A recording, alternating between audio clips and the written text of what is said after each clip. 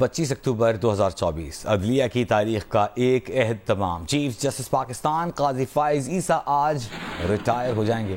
Chief justice Pakistan justice Qazi Faez ईसा के एजाज़ में supreme court बार और पाकिस्तान बार काउंसिल ने इशाइया दिया। इशाइये में नामजद चीफ जस्टिस याहिया खान आफरीदी समेत सुप्रीम कोर्ट के जजेस शरीक हुए। इशाइये में तमाम हाई कोर्ट्स के चीफ जस्टिस साहिबान भी शरीक थे। चीफ जस्टिस ऑफ पाकिस्तान काजी फाइज ईसा के एजाज़ में दिए गए इशाइये की तकरीब में नामजद chief justice Yahya Khan Afridi, justice Musarrat Hilali शरीक हुए।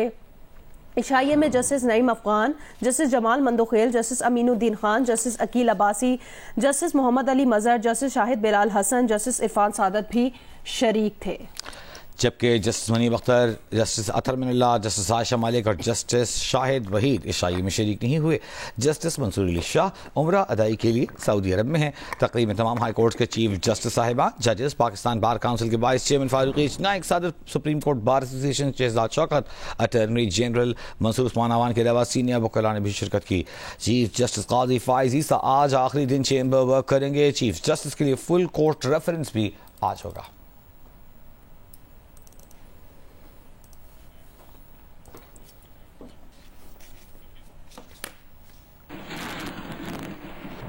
Chief justice of Pakistan justice Qazi Faez Isa 15 साल तक बतौर जज जिम्मेदारियां अदा करने के बाद आज अपने ओहदे से सुबकदोश हो रहे हैं। उनका अदालती करियर बतौर chief justice Balochistan high court शुरू हुआ। उन्होंने 13 माह बतौर चीफ जस्टिस पाकिस्तान अपनी जिम्मेदारियां अदा की। नुमाइंदा खुसूसी अब्दुल क़य्यूम सिद्दीकी की रिपोर्ट देखिए। काजी फाइज ईसा बानी पाकिस्तान कायद आज़म मोहम्मद अली जिन्ना के साथी काजी मोहम्मद ईसा के बेटे हैं। काजी फाइज ईसा ने अपने वालिद की तरह बरतानिया के कदीम तरीन तालीमी इदारे मिडिल टेम्पल से बॉरेट लॉ किया। काजी फाइज ईसा को अदलिया बहाली वकला तहरीक के बाद चीफ जस्टिस इफ्तिखार मोहम्मद चौधरी के दौर में 2009 में बराह रास्त बलोचिस्तान हाई कोर्ट का चीफ जस्टिस तैनात किया गया। काजी फाइज ईसा 5 सितंबर 2014 को सुप्रीम कोर्ट के जज बने। वो फौजी अदालतों के क़याम की आईनी तरमीम को कलअदम करार देने का अक़लियती फैसला देने वाले जजों में शामिल थे। काजी फाइज ईसा मेमो कमीशन के सरबराह भी रहे और उस वक्त के सदर आसिफ जरदारी को कौमी सलामती को नुकसान पहुंचाने के इल्जामात से बरी किया। जस्टिस काजी फाइज ईसा ने जब फैजाबाद धरना केस का फैसला दिया तो उस वक्त की पीटीआई हुकूमत ने उनके खिलाफ सदाती रेफरेंस दायर किया। सुप्रीम कोर्ट के 10 रुकनी फुल कोर्ट ने कसरत राय से ये रेफरेंस कलअदम करार दिया। काजी फाइज ईसा ने बतौर चीफ जस्टिस 4 साल से ना होने वाली फुल कोर्ट मीटिंग बुलाई। 9 साल बाद सुप्रीम कोर्ट का फुल कोर्ट तश्कील दिया, जिसने supreme court practice and procedure कानून की तौसीक की। इस कानून के तहत बेंचों की तश्कील और मुकदमात मुकर्रर करने का चीफ जस्टिस का सवाबदीदी इख्तियार 3 रुकनी जजेस कमेटी को सौंप दिया गया। सुप्रीम कोर्ट में शफाफियत के लिए अवामी मुफाद के मुकदमात की बराह रास्त नशरियात जैसा अहम फैसला किया। काजी फाइज ईसा ने जनरल परवेज मुशर्रफ की संगीन गद्दारी केस में सजाए मौत का फैसला बरकरार रखा। सुप्रीम कोर्ट पर जुल्फकार अली भुट्टो के अदालती कत्ल का लगा धब्बा साफ किया और उस फैसले को गैर आईनी करार दिया। काजी फाइज ईसा के दौर में अवामी नुमाइंदों की 62(1)(f) के तहत नाअहली के फैसलों को कलअदम करार दिया गया। अरकान पार्लियामेंट से आर्टिकल 63 की तशरीह के नाम पर वोट का हक छीनने से मुतल्लिक आइन रीराइट करने का फैसला भी कलअदम करार पाया। काजी फाइज ईसा ने अपने दौर में मुअत्तल शरीयत अपीलेट बेंच बहाल किया और 21 साल से ज़ेर इल्तवा मुकदमात के फैसले दिए। खवातीन को वरासत में हक देने का अहम तरीन फैसला दिया। डैम फंड और $190 मिलियन केस में सुप्रीम कोर्ट के अकाउंट में जमा तकरीबन 90 अरब रुपए कौमी खजाने में जमा कराने के फैसले दिए।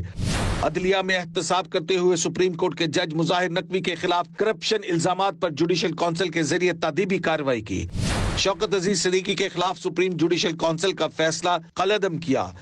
अदलिया में मुदाखलत का अज खुद नोटिस लिया। पीटीआई के इंट्रा पार्टी इलेक्शन के खिलाफ फैसले के बाद इन्हें तनकीद का सामना करना पड़ा। उनके खिलाफ सोशल मीडिया पर मुहिम चलाई गई, एक्सटेंशन का प्रोपेगेंडा किया गया। काजी फाइज ईसा वो पहले जज थे जिन्होंने अपने और अपनी अहलिया के असासे रज़ाकाराना तौर पर सुप्रीम कोर्ट की वेबसाइट पर डाले। हुकूमत से ना तो कोई प्लॉट लिया, ना गाड़ी, ना कोई प्रोटोकॉल। बतौर चीफ जस्टिस पैदल भी सुप्रीम कोर्ट आते रहे। उन्होंने जियारत में अपनी आबाई जमीन कायद रेजिडेंसी और बलूचिस्तान हुकूमत को अतिया कर दी। शाराए दस्तूर से नुमाइंदा खुसूसी अब्दुल क़य्यूम सिद्दीकी, जियो न्यूज, इस्लामाबाद। सुप्रीम कोर्ट के जस्टिस मंसूर अली शाह का चीफ जस्टिस को लिखा गया एक और खत सामने आ गया है। जस्टिस मंसूर अली शाह ने प्रैक्टिस एंड प्रोसीजर ऑर्डिनेंस 2024 पर फुल कोर्ट मीटिंग न बुलाने तक किसी भी खुसूसी बेंच का हिस्सा बनने से माजरत कर ली है। जस्टिस मंसूर अली शाह का चीफ जस्टिस के नाम एक और खत में जस्टिस मंसूर अली शाह की जानिब से मौक़िफ़ अपनाया गया कि supreme court practice and procedure committee के सेक्रेटरी को भेजे गए 23 सितंबर 2024 के मेरे खत के मंदरजात मेरी दरख्वास्त के बावजूद 19 अक्टूबर की मीटिंग के मिनट्स में दर्ज नहीं किए गए। मैं ये वाज़ेह करना चाहता हूँ कि जब तक फुल कोर्ट की जानिब से जब तक प्रैक्टिस एंड प्रोसीजर ऑर्डिनेंस 2024 की आईनी तौसीक का तयन नहीं किया जाता या सुप्रीम कोर्ट के जजेस फुल कोर्ट मीटिंग में ऑर्डिनेंस पर अमल करने का फैसला नहीं करते या जब तक चीफ जस्टिस की सरबराही में 2 सीनियर तरीन जजेस की कमेटी बहाल नहीं की जाती, मैं नई कमेटी की तरफ से बनाए गए खुसूसी बेंचेस का हिस्सा नहीं बनूंगा। और वसी तरह अवामी मुफाद में सिर्फ आम मुकदमात की समाअत के लिए बेंचों की नशिस्तों में शिरकत करूंगा। इन वजूहात की बिना पर मैं इस मामले में तश्कील करदा बेंच से खुद को अलग करता हूँ। जस्टिस मंसूर अली शाह ने खत में लिखा है कि सर थॉमस मोर कहते हैं कि जब सियासतदान अपने अवामी फ़राइज़ की खातिर अपने ज़ाती ज़मीर को तर्क कर देते हैं तो वो तबाही की जानिब मुख्तसर रास्ते पर अपने मुल्क की रहनुमाई करते हैं। हम इक़्तिदार में रहते हुए अक्सर ये भूल जाते हैं कि इस मुल्क के लोग हमारे आमाल को देख रहे हैं और तारीख़ कभी मुआफ़ नहीं करती।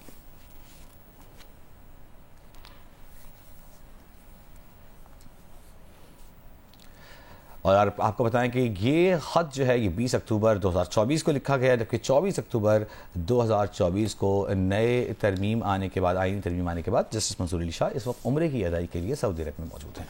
अभी आगे बढ़े, आपको खबर दें, पाकिस्तान ने IMF को मौसमियाती खतरात से निपटने के लिए $1 अरब कर्ज की बाज़ाब्ता दरख्वास्त दे दी है। वज़ीर ख़जाना सेनेटर मोहम्मद औरंगज़ेब ने तस्दीक करते हुए कहा कि पाकिस्तान ने मौसमियाती रिस्क फंड से $1 अरब के फंड्स की दरख्वास्त की है। ये सहूलत कम और दरमियाने आमदन वाले ममालिक को बैरूनी मौशी झटकों से बचाने में इस्तेमाल होती है। इसके अलावा पाकिस्तान एशियन इंफ्रास्ट्रक्चर बैंक से पारा बॉन्ड की क्रेडिट बेहतरी पर भी बात कर रहा है। वाशिंगटन में आलमी बैंक और IMF के इजलास के मौके पर गैर मुल्की खबर रसां इदारों के इंटरव्यू में उन्होंने कहा कि पाकिस्तान IMF से RST फाइनेंसिंग के जरिए इजाफी इमदाद हासिल करने के लिए पुरअज़्म है।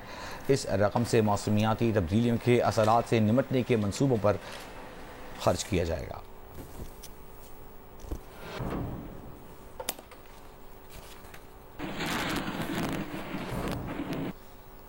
वज़ीर ख़ज़ाना मोहम्मद औरंगज़ेब ने सिटी बैंक, स्टैंडर्ड चार्टर्ड और JP मॉर्गन के सरमायाकार फोरम्स में शिरकत की और इस मौके पर कहा कि गुज़िश्ता माली साल के दौरान मईशत की कारकर्दगी इत्मीनान बख्श रही है। मईशत के तमाम इशारे दुरुस्त समत में जा रहे हैं। वज़ारत ख़ज़ाना की तरफ से जारी इलामिये के मुताबिक वज़ीर ख़ज़ाना का कहना था टैक्स, तवानाई, निजकारी और हुकूमती हजम में कमी अहम इस्लाहात हैं, उन पर काम जारी है। उन्होंने सूबाई हुकूमतों के टैक्स टू GDP तनासुब बढ़ाने की अहमियत पर जोर दिया। साथ ही कहा कि FBR में इस्लाहात, अफरादी क़ुव्वत, तरीक़ा कार और टेक्नोलॉजी के इस्तेमाल में जिद्दत लाई जा रही है। वज़ीर ख़ज़ाना ने खुद मुख्तार दौलत फंड और खुसूसी इक़्तिसादी जोन्स पर सरमायाकारों को ब्रीफिंग देते हुए कहा हुकूमत सरमायाकारों को हर मुमकिन मदद फराहम करेगी।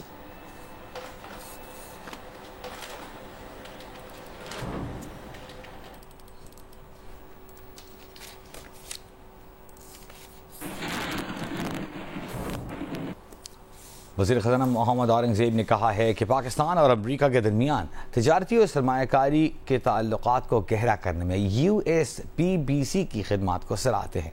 पाकिस्तान में 80 से ज़ायद अमरीकी कंपनियों की मौजूदगी 240 मिलियन की मज़बूत मार्केट में मुनाफा बख्श मौक़े की गवाह है। वज़ारत ख़ज़ाना की जानिब से जारी करदा एलामिया के मुताबिक वज़ीर ख़ज़ाना मोहम्मद औरंगज़ेब की US पाकिस्तान बिजनेस काउंसिल के ज़ोहराने में शिरकत के मौके पर खिताब करते हुए उन्होंने कहा कि अमरीकी कंपनियों को हुकूमत की सरमायाकार दोस्त पॉलिसियों और खुसूसी सरमायाकारी सहूलत काउंसिल के जरिए फराहम करदा वन विंडो सहूलत से फ़ायदा उठाएँ। USPBC के दौरे से पाकिस्तान में बाहमी फ़ायदेमंद शराकत दारियों को तलाश करने का मौका मिलेगा। अमरीकी कंपनियों को मुकम्मल ताउन की यकीन दहानी कराते हैं।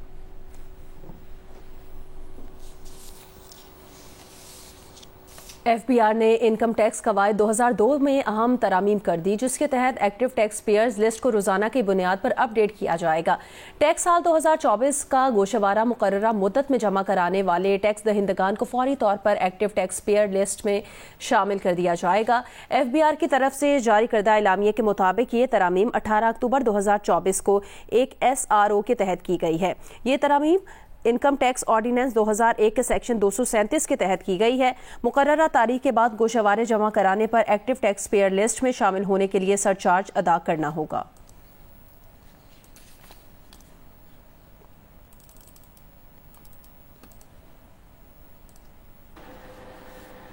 नेपरा के मेंबर सिंध रफीक अहमद शेख ने पावर सेक्टर के तरसीली निज़ाम को सारिफीन पर भारी बोझ करार दिया है।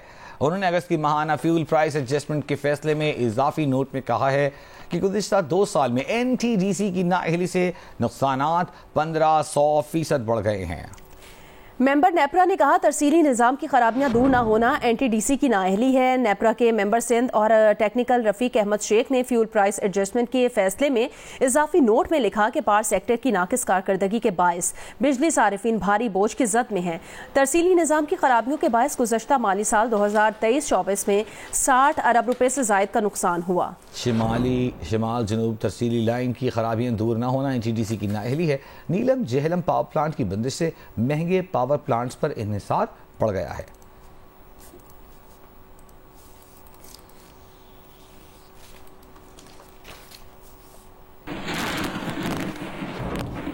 बानी PTI की अहलिया बुशरा बीबी वजीर आला हाउस पेशावर में आर्जी तौर पर क़याम पजीर हैं। बुशरा बीबी खुसूसी प्रोटोकॉल के साथ पेशावर पहुंची। बानी PTI की अहलिया ने वजीर आला खैबर पख्तूनख्वा अली अमीन गंडापुर और दीगर मरकजी रहनुमाओं से मुख्तसर मुलाकात की और इस वक्त वो CM NXC में आराम कर रही हैं।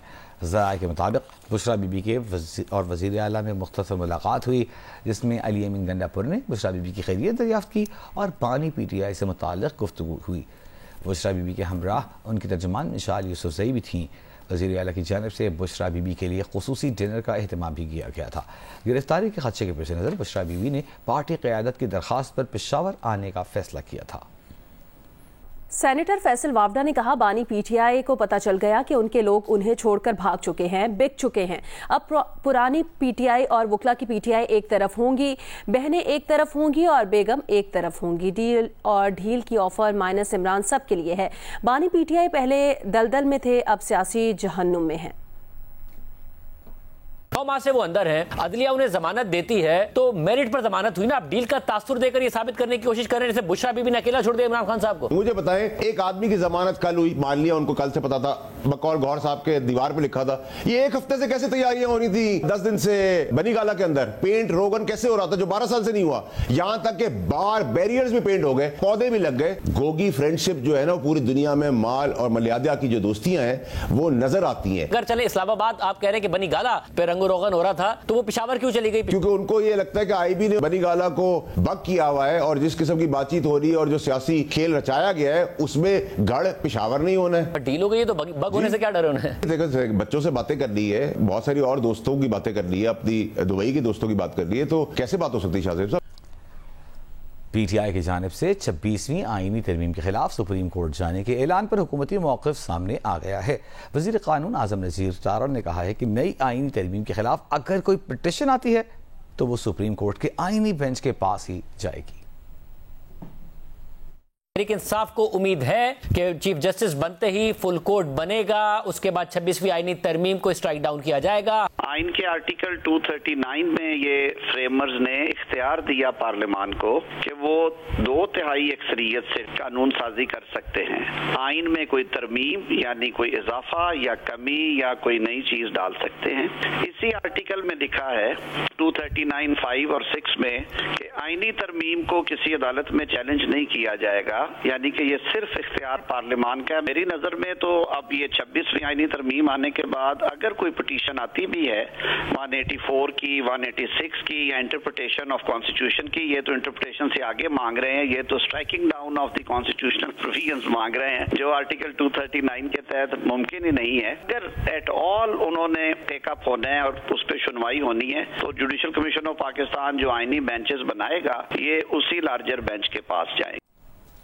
अभी आपको खबर दें, कराची यूनिवर्सिटी पर तरक्याती काम के दौरान पानी की पाइपलाइन फट गई। हसन स्क्वायर से जेल चौरंगी दोनों ट्रैक पर ट्रैफिक की रवानी मुतासिर हुई। ड्राइवर रात भर साफ पानी से रिक्शे धोते रहे। शहर के मुख्तलिफ इलाकों में 3 रोज से पानी की फराहमी मुअत्तल है। वाटर कॉरपोरेशन ने पानी की फराहमी गुज़िश्ता रोज मामूल पर आने का दावा ही किया था।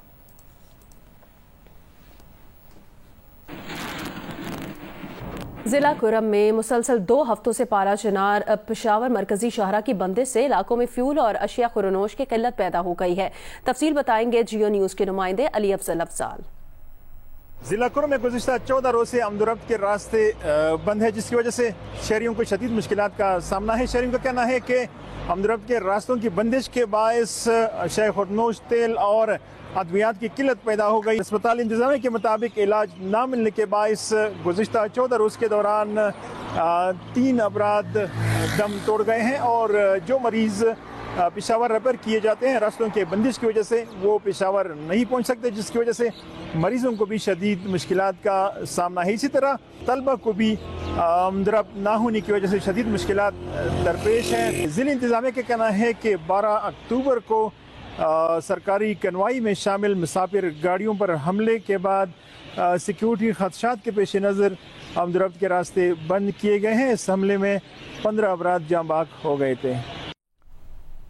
कोयटा में आटे की कीमतों में इजाफे के बाद तनूर मालिकान ने तनूरी रोटी के वजन में एक बार फिर कमी कर दी है। जिला इंतजामिया ने 360 ग्राम रोटी की कीमत 40 रुपये फी रोटी मुकर्रर की थी, लेकिन मुनासिब चेक एंड बैलेंस ना होने के बायस अब तो पेड़े का वजन 250 ग्राम से भी कम है। कोयटा से नदीम कौसर की रिपोर्ट।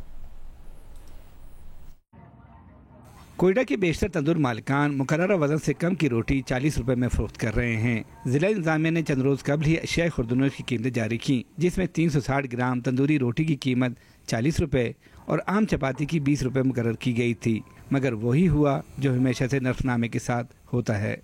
जब आटा सस्ता हुआ है, पेट्रोल वगैरह सस्ते, और चीज़ों में कमी आई है, तो रोटी की कीमत में भी कमी आनी चाहिए। अगर रोटी की कीमत में कमी नहीं आती तो उसका वज़न बढ़ा देना चाहिए। तो रोटी का वज़न भी इन लोगों ने कम किया हुआ है। जहाँ जब पे आज से 10 साल पहले चले जाएं तो रोटी का वज़न बहुत ज़्यादा था, मतलब कि एक बंदा खाता था पेट भर जाता था। अभी तो एक रोटी ले उससे पेट भी नहीं भरता। कोयटा की तंदूर मालिकान का कहना है कि तंदूर का किराया, गैस और बिजली के होशरुबा बिल अदा करना पड़ते हैं। बढ़ती हुई महंगाई में 360 ग्राम की तंदूरी रोटी 40 रुपए में फरोख्त करना मुश्किल हो गया है और हाल ही में आटे के नर्ख में 5 रुपए फी किलो इजाफा हुआ है। महंगाई हो गया, वो गैस का बिल, वो किराया खुद देगा ना। वो हमारा 30,000 किराया है, 40,000, 30,000, 70,000 का वो मजदूर को देगा, वो 360 ग्राम देगा, 9,200, 9,400 भी आटा लाया। शहरियों का कहना है कि कोयटा में प्राइस कंट्रोल कमेटी तंदूरी रोटी समेत दीगर अशिया खुर्दनोश की कीमतों को कंट्रोल करने में नाकाम हो चुकी है। तंदूर मालिकान अपनी मनमानी कीमतों पर रोटी फरोख्त कर रहे हैं। ताहम जिला इंतजामिया का मौक़िफ़ है कि कम वजन पर तंदूरी रोटी फरोख्त करने वालों के खिलाफ कार्रवाई की जा रही है। कैमरामैन फयाज अहमद के साथ नदीम कौसर, जियो न्यूज़, कोयटा। माहौल में बढ़ती हुई फ़ज़ाई आलूदगी की एक बड़ी वजह कचरे और सही तौर पर ज़मीन में डंप ना करना है। मुल्तान में सिर्फ एक डंपिंग साइट है जिसमें शहर भर का हर तरह का कचरा बेदरेग अंदाज में फेंक दिया जाता है और फिर उसको आग भी लगा दी जाती है। धुएं और स्मॉग सरकारी स्कूल और इर्द गिर्द की आबादियाँ भी मुतासिर होती हैं। इस डंपिंग साइट को सही इस्तेमाल न करने से मज़ीद क्या नुकसान हो रहा है, इस पर देखते हैं जौदत नदीम की रिपोर्ट। ये मुल्तान का इलाका अब्बासपुरा है, जहां गवर्नमेंट प्राइमरी स्कूल के सामने एक बड़ा घड़ा कचरे से भरा जा रहा है। आबादी के साथ साथ वेस्ट मैनेजमेंट का अमला भी सारे शहर का कूड़ा इसी मुकाम पर फेंक जाता है। घड़े में अक्सर कचरे को जलाया भी जाता है। धुएं से आलूदगी बढ़ने के साथ साथ तालिब इल्मों का स्कूल में बैठना भी मुहाल हो जाता है। बहुत ज़्यादा परेशानी है। जब स्कूल से आते हैं रास्ते में सारा धुआं होता है, इसलिए सांस लेने में भी दिक्कत होती है। गले में भी खांसी भी होती है, नज़ला भी है। ये धुआं है ना, धुआं जब आता है ना आँखों में जाता भी है। यहाँ कचरा साफ हो जाता है, फिर कचरा कोई फेंक जाता है, फिर आग लगानी पड़ती है इस कचरे को, फिर धुआं आता है। हमारे यहाँ पर बहुत ज़्यादा धुआं आता है, इसकी वजह से बहुत दिक्कत होती है हमें। कूड़ा जहां ज़ेरे ज़मीन पानी को आलूदा करता है, वहीं इसको जलाए जाने की वजह से ये आलूदगी माहौल का हिस्सा बन रही है, जो स्मॉग का सबब है। मुल्तान में कूड़े को बैनुल-अक़वामी तरीके से डंपिंग करने के बजाय हर तरह का कूड़ा एक जगह पर डाला जाता है। शुरू में डिज़ाइन इस तरह की गई थी कि उसको साइंटिफिक मेथड से हम उस पर पूरा करते हैं, पोल्यूटेड वाटर को बचाने के लिए उसके ऊपर जो जितनी भी साइंटिफिक मैकेनाइज तरीके से उसको लेकर चलते हैं। मुल्तान में और भी डंपिंग साइट्स ऐसी हैं जहां प्लास्टिक, घरों का कचरा या फैक्ट्रियों का कचरा डंप किया जाता है। इसको जो है ओपनली किसी शहर के करीब प्लाटों में जो है डाला जाता है। अब ये है कि इसको हम बड़ा अच्छे तरीके से जो है इसको मैनेज कर सकते हैं कंपोस्ट फार्मेशन करके। इसकी वजह से हमारे जो ज़मीनी बेनिफिशियल ऑर्गेनिज्म हैं, जो ज़मीनी फ़ायदेमंद जानदार हैं, वो मर रहे हैं। अच्छा, वो क्यों मर रहे हैं? ज़ाहिर है उनकी टॉक्सिसिटी की वजह से जो है उनकी किलिंग हो रही है। अब्बासपुरा में सरकारी स्कूल के सामने डंपिंग साइट का वजूद किसी खतरे से कम नहीं। सफाई निस्फ़ ईमान है और माहौल को साफ सुथरा रखना भी हमारी जिम्मेदारी है। अगर हम कचरे का बेहतरीन हल करेंगे तो ना सिर्फ ज़ेरे ज़मीन पानी को आलूदा होने से बचाएंगे, बल्कि स्मॉग और दीगर माहौलियाती आलूदगी का मुअज्जब बनने वाले अनासर को भी कंट्रोल किया जा सकता है। कैमरामैन अयूब कुरैशी और जाहिद कुरैशी के साथ जौदत नदीम, जियो न्यूज़, मुल्तान। मियां अस्पताल लाहौर में अमराज क़ल्ब का शुबा फंड्स न होने के बायस बंदिश के खदशे से दो चार हो गया है। शुबे के सरबराह ने खत लिखकर कहा है कि फंड और सामान फराहम न हुए तो मरीजों के इलाज का काम बंद हो जाएगा। उम्मे फरवा की रिपोर्ट देखिए। तिब्बी जरूरियात से महरूम मियां हॉस्पिटल का शोबा इमराज क़ल्ब फंड्स की कमी का शिकार। स्टोर से एंजियोग्राफी और एंजियोप्लास्टी का सामान गायब, अद्वियात भी कमियाब। पिछले 2 हफ्तों तक एंजियोग्राफी और एंजियोप्लास्टी के लिए आने वाले मरीजों को दूसरे अस्पताल मुंतकिल किया जाता रहा। मरीजों के मजबूर लवाहिकीन बाजार से सामान लाते रहे। चीफ एग्जीक्यूटिव के नाम कार्डियोलॉजी के सरबराह प्रोफेसर इमरान के मरासले के बाद अस्पताल इंतजामिया ने वक्ती तौर पर कुछ सामान शोबा कार्डिक को फराहम किया, जिससे चंद मरीजों की एंजियोग्राफी मुमकिन हो सकी। बाकी मरीजों को आइंदा माह की तारीख देकर तनख्वाह दिया गया। सदर young doctors association doctor Rashid Virk का कहना है कि शोबा कार्डिक ना होने के बराबर है। हुकूमत झूठ पे झूठ बोल रही है। फंड्स की अदम दस्तयाबी से उनके जो आलात इस्तेमाल होते हैं, उन आलात की अदम दस्तयाबी की वजह से कैथ लैब इस वक्त बंद पड़ी है। मरीजों को जो दिल का दौरा पड़ने से अस्पताल में आते हैं उनको रेफर किया जा रहा है, PIC भेजा जा रहा है और दूसरे अस्पतालों में भेजा जा रहा है ताकि इनके ऊपर कोई बात ना आए। गरीब मरीजों का इस्तेहाल जो हो रहा है उसको बंद किया जाए और मुफ्त जो अद्वियात, जो एक नारा CM साहबा ने आते हुए लगाया था, वो मुफ्त अद्वियात मरीजों तक पहुंचाई जाए। दूसरी जानिब AMS डॉक्टर नदीम इलाही का कहना है कि फंड्स की कमी के बाद सिर्फ 2 हफ्तों तक कार्डिक में आने वाले मरीज मुतासिर हुए। अब हालात बेहतर हो गए हैं। पिछले दिनों ड्यू टू बजट कंस्ट्रेंट्स थोड़ा सा इशू हुआ बजट की वजह से कि जो इलेक्टिव प्रोसीजर्स हैं उन पे थोड़ा सा चेक हुआ और वो भी अल्हम्दुलिल्लाह तमाम चीज़ें रेक्टिफाई हो गई है और बिल्कुल अब नॉर्मल हालात की तरह दोबारा वहाँ पे कैथ लैब भी चल रही है। मरीजों के लवाहिकीन का कहना है कि हुकूमत मियो हॉस्पिटल में कार्डिक की बेहतर सहूलियात पहुँचाने में नाकाम है। अद्वियात है, न ही सर्जरी का कोई सामान। कैमरामैन अशरफ ननकानवी के साथ उम्मे फरवा, जियो न्यूज़, लाहौर। जियो स्पोर्ट्स में आपको बताएं, पाकिस्तान के खिलाफ सीरीज के फैसला कुन टेस्ट में इंग्लैंड की टीम पहली इनिंग्स में 267 रन बनाकर आउट हो गई। साजिद खान ने 6 विकेटें हासिल की, नौमान अली ने 3 और जाहिद महमूद ने 1 खिलाड़ी को आउट किया। फास्ट बॉलर से 1 ओवर भी नहीं कराया। पहले दिन के इख्तिताम तक पाकिस्तान ने 3 विकेटों पर 73 रन बना लिए। शान मसूद और सऊद शकील 16-16 रन बनाकर नॉट आउट हैं। मैच जियो सुपर से बराह रास्त नशर किया जा रहा है। पिंडी में टॉस इंग्लिश कप्तान ने जीता। जैक क्रॉली और बैन डैकेट ने 56 रन की बुनियाद रखी।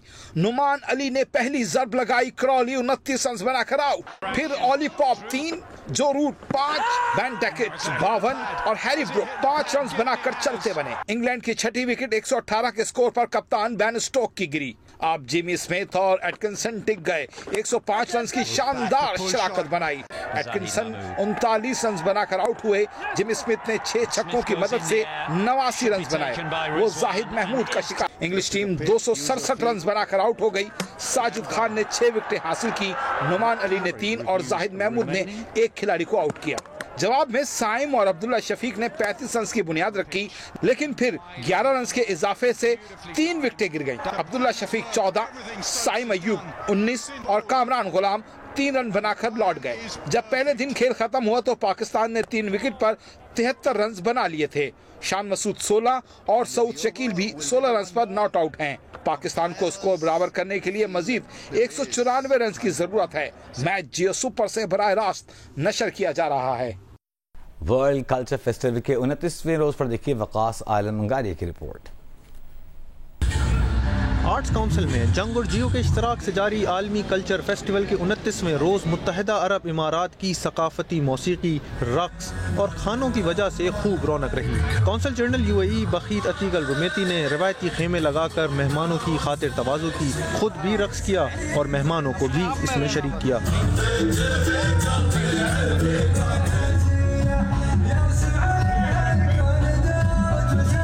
बखीत अतीक अल रुमैती ने बताया कि बहुत जल्द पाकिस्तान और मुत्तहिदा अरब इमारात की सकाफत के फ़रोग के लिए एक मुनफरद इवेंट का इनकाद कर रहे हैं। आज स्पेशली जो इंटरनेशनल आर्ट काउंसिल में जो महफिल माशाअल्लाह सामने सब मुख्तलिफ ममालिक का मुश्तरक हो रहा, वो हम लोगों ने भी UAE का एक हिस्सा इनकी ले लिया, क्योंकि उतना कल्चर बहुत अच्छा चीज़ है। जाके बैनुल अक़वामी बाकी यूएई और पाकिस्तान का ताल्लुकात, पाकिस्तानी अवाम को सामने ले आना बहुत ज़रूरी है।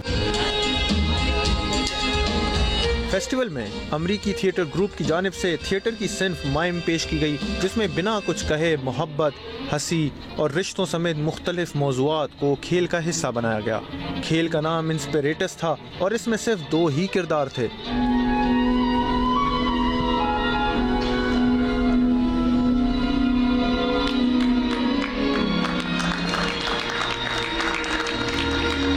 अवाम को थिएटर पसंद आया। उनका कहना था कि ऐसे खेल लाजमी होने चाहिए ताकि थिएटर देखने वाले भी इस सिन्फ से मानूस हो सकें। इस तरह के थिएटर और एक नई चीज़ आज देखने को मिली जो हम आर्टिस्टों के लिए एक लर्निंग भी है, साथ साथ एक अच्छा इन्वायरमेंट भी है कि हम आर्ट के जरिए किस तरह एक दूसरे को सुन सकते हैं, देख सकते हैं। इन लोगों ने मतलब काफ़ी चीज़ें शोकेस कर दी, स्पेशली एक जो स्टोरी थी जो एक लड़की थी उन्होंने परफॉर्म की थी, फुल लव स्टोरी उन्होंने दिखाई थी स्टार्टिंग स्टेज से लेके एंड पीरियड तक, तो it was nice. I wasn't sure what to expect going in, I wasn't sure कि किस तरह होता है या वगैरह, पर it was really really cool and I think I am gonna start watching more miming shows now after this. Theatre देखने वालों में गैर मुल्की अफराद भी शामिल थे। कल्चर फेस्टिवल आर्ट्स काउंसिल में 2 नवंबर तक जारी रहेगा। कैमरामैन जुबैरुद्दीन के साथ वकास आलम अंगारिया, जियो न्यूज़, कराची।